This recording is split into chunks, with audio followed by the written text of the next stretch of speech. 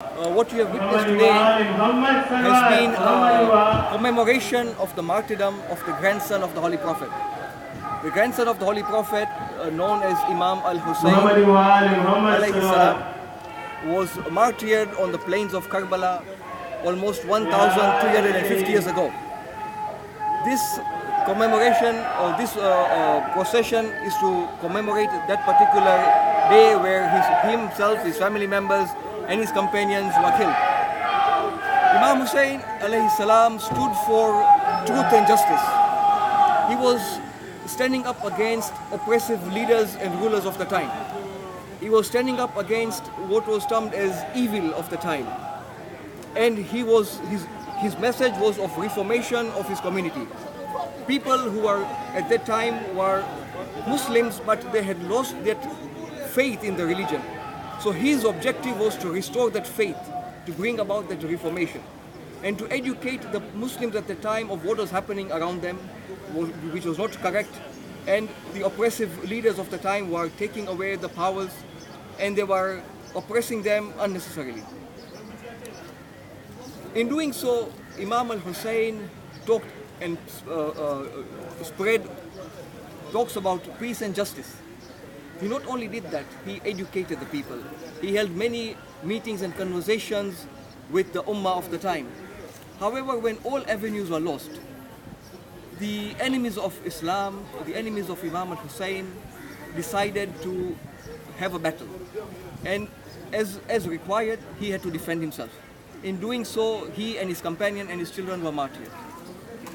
The message that the death of Imam al-Hussein sends to the world is that of peace and justice. He did not want to shed blood, he did not want to fight, he wanted to educate people. And that is the message that we all take from this tragedy of the event of Karbala. That we as human beings, as Muslims, as Christians, as Hindus, as Buddhists, as Jews, have to live and coexist in this world with peace and unity. And that is the message that we all take home, with our family members, with our friends, with our neighbors, with our country people, with the humanity at large. And with this, I hope that this message can go to many people as possible, and they can learn something from the tragedy of Karbala and from the martyrdom of Imam al-Hussein alayhi salam.